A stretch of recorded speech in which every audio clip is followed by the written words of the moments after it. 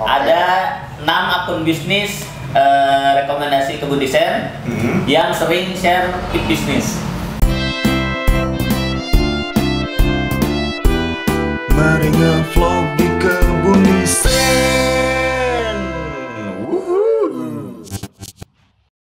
Assalamualaikum warahmatullahi wabarakatuh. Balik lagi di vlognya Kebun Desain. Oke, di vlog kali ini kita akan sharing ya soal apa nih, Jis? Soal tip bisnis ataupun hal-hal yang berbau bisnis ya. Inspirasi sih lebih. Oh, lebih ke inspirasi bisnis ya. Iya. Dan kali ini tentu aja sharingnya itu mudah banget dan ini akan bermanfaat banget buat teman-teman yang lagi perlu ataupun nyari-nyari inspirasi bisnis kayak gitu. Iya. Dan kita mau sharing soal apa nih hari ini? Sekarang sharingnya itu untuk teman-teman yang aktif di TikTok nih. Oh, buat teman-teman yang aktif di TikTok. Okay. Ada 6 akun bisnis rekomendasi kebun desain yang sering share tip bisnis. Oke. Iya. Dan biasanya kalau di TikTok itu kan dia durasinya terbatas ya, iya, 1 menit. 1 menit. Dan itu akan dimaksimalkan oleh para kreatornya untuk menyampaikan secara sederhana, mudah dan ya nggak sulit dimengerti kayak gitu biasanya. Iya betul. Oke, langsung aja deh kita bahas nih akun-akun TikTok yang memberikan inspirasi ataupun info-info soal bisnis. Iya betul. Ada apa aja nih, Jis? Yang pertama ada @bisnisbareng-bram. @bisnisbareng-bram. Iya. Customer minta diskon terus, pakai 4 cara ini. Yang pertama adalah downsell, yaitu kamu tawarin produk yang lain dengan harga yang di bawahnya. Yang kedua, tawarin paket. Wah, pas banget kak, kalau misalnya mau produk yang itu, kita ada paketnya nih. Yang ketiga, kasih batas waktu. Kalau kakak transfer sebelum jam 5 sore, nanti aku kasih free ongkir deh buat kakak. Dan yang keempat, kasih minimal pembelian. Jadi gini, oke deh aku kasih diskon, tapi dengan minimal pembelian 3 piece ya. Kalau masih ngeyel juga, tinggal jawab aja begini, maaf kak kalau harga segitu kami belum bisa, dan kebetulan kami ada event giveaway itu diikutin aja ya, siapa tahu kakak yang dapat gitu. Dan perlu diingat juga, jangan pernah mengemis untuk produkmu biar dibeli orang. Nah, kalau kamu gimana nih ngadepin orang yang minta diskon terus? Komen ya.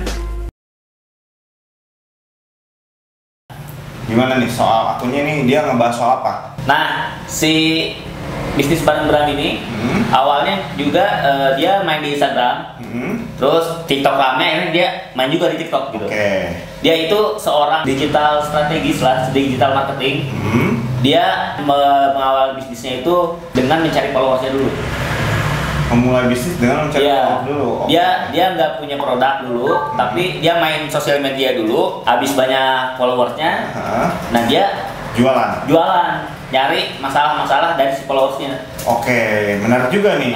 Biasanya orang itu jualan itu langsung ke ini produknya, kemudian ditawarkan ke pasar, ataupun dia tahu pasarnya, langsung bikin produknya. Iya. Kalau ini malah berbasis dari ngumpulin follower yang bisa siapa aja, baru dia menentukan jualannya itu sesuai dengan problem-problem yang dimiliki oleh followernya. Iya, salah satu produknya adalah ini, dia menemukan bahwa followersnya itu kesulitan membuat konten. Akhirnya si bisnis bareng-bram ini bikin ide-ide konten dalam 1 tahun. Nah itu salah satu produknya itu, dan udah terjual sampai ribuan pembeli ya. Salah satunya itu dia suksesnya dari itu. Wah, menarik nih. Dia jualan ide berarti ya? Iya, jualan ide. Ngeri jualan ide. Dan memang tipsnya juga dia lebih praktikal ke digital marketing sih. Bisa diandalkan lah, banyak dia sih sering share lah berbagai topik. Oke, itu yang pertama nih ya. Iya. Yang kedua nih ada apa nih? Karena yang pertama aja udah menarik nih. Yang keduanya apa nih? Yang kedua ada dari YouTuber. Jadi YouTuber yang sering wawancara bisnis ya juga ya. Ada Christine Ali. Tips nge-hire customer service buat online shop kamu. 1. Minta link akun sosmednya. Kalau dia serius, harusnya dikasih. Cek gimana tulisan statusnya. Lebay nggak? Suka galau nggak? Yang kedua, interviewnya via WhatsApp dulu. Lihat cara penulisannya. Banyak salah eja nggak? Bahasanya santun nggak? Fast response nggak? Yang ketiga, kasih contoh kasus. Kalau kamu mau nagih customer yang udah 3 hari nggak bayar, kamu nulisnya gimana sih di WhatsApp? Terus kalau barang yang dipesan customer habis, kamu jawabnya gimana? Nah, tinggal kamu cek deh apakah dia cuma jawabnya habis atau dia menawarkan produk lain yang mirip. Setelah 3 hal tadi lolos, coba telepon. Dengerin suaranya. Bicaranya enak nggak? Gugupan nggak?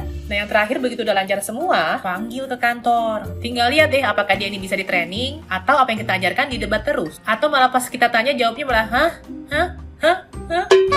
Utamakan juga ketika nulis lowongan, bikin syarat dia harus rajin sholat atau sembahyang, punya hubungan yang baik dengan orang tua dan perusahaan sebelumnya, senang menolong orang, karena biar bagaimanapun kita harus mendahulukan adab sebelum ilmu.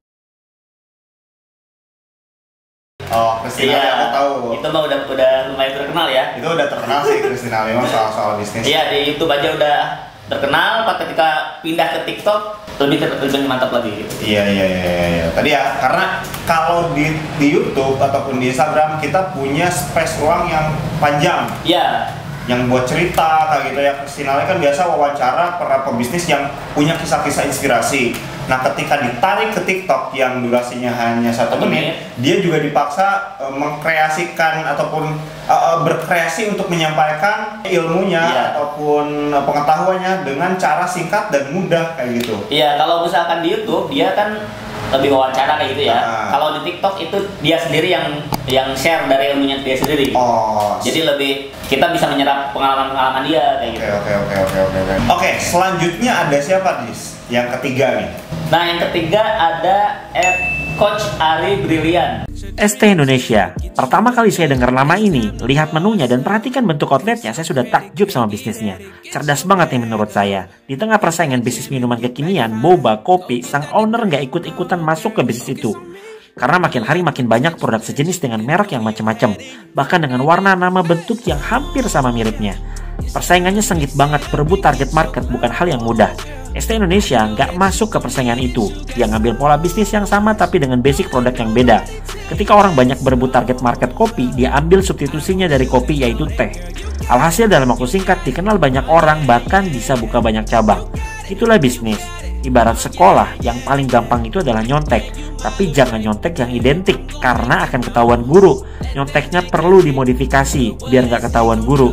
Bahkan bisa jadi hasil kamu lebih bagus daripada temen yang kamu contekin. Namanya Coach Ari Brilian. Ya. Siapa nih? Nah, dia itu dalam profilnya ditulis owner dari 50 brand. Buset, 50 brand. 50 brand.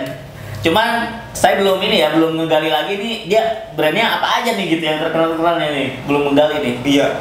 Gini deh, menggarap satu brand aja itu susah ya? Itu susah. Dia punya menggarap 50 brand. Ini berarti orang ini entah dia pekerja keras, entah dia beruntung. Ini layak untuk disimak tips-tipsnya di TikTok nih. Iya, kalau si Coach Ari ini dia kontennya itu kadang berupa analisa. Oh, analisa. Iya, misalkan dia nemu bisnis yang lagi viral, kayak contoh ada minuman boba misalkan. Sama dia analisa nih di akun TikToknya gitu. Kenapa sih dia sampai maju viral segala macam gitu. Yang itu, analisis itu tentu bisa diterapkan ke bisnis serupa, nggak boba gitu ya, bisnis minuman yang lain misalkan. Iya. Oke, itu yang ketiga ya. Iya.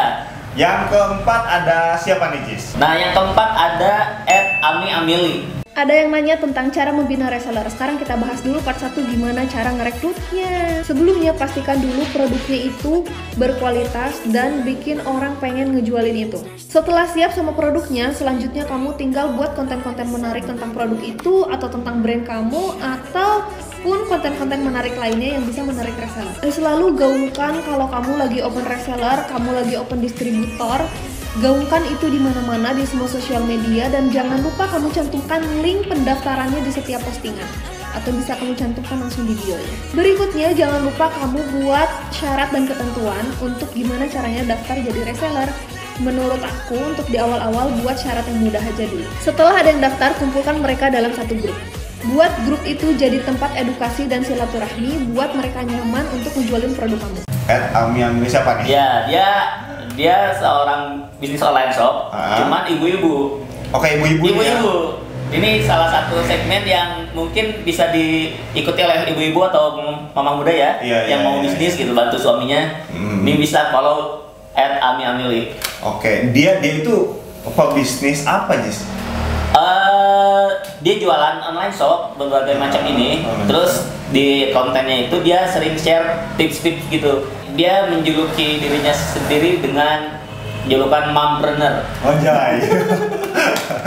Jadi ibu-ibu yang bisnis sambil ngurus anak-anaknya. Iya, itu sulit banget sih dan pasti itu banyak diperlukan ilmunya oleh ibu-ibu yang pengen bisnis tapi juga sambil ngurus keluarga kayak gitu. Terus yang kelima nih, Ada siapa, Jis? Nah, yang kelima ada Rio Gandhi. Kesalahan penjual di online shop. Kebanyakan dia tidak memaksimalkan SEO atau judul produk tersebut. Yang kedua, deskripsinya tidak terlalu lengkap. Yang ketiga, gambarnya kurang bagus.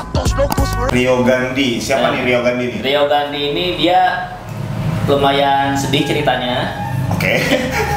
Sedih ya? Sedihnya karena dia udah meninggal orang tuanya. Terus dia memulai online shop, gitu. Memulai online shop. Dia jualan peralatan rumah tangga. Dia walaupun cowok jualannya peralatan rumah tangga, kayak semacam kursi atau tempat sabun kayak gitu. Di Tokopedia, terus di Shopee, ada di Blibli juga. Dan udah lumayan, udah bagus. Dia sering share-nya tuh tipsnya lebih ke marketplace kalau dia. Oh, marketplace ya? Iya, misalnya tips di Tokopedia, tips di Shopee gitu.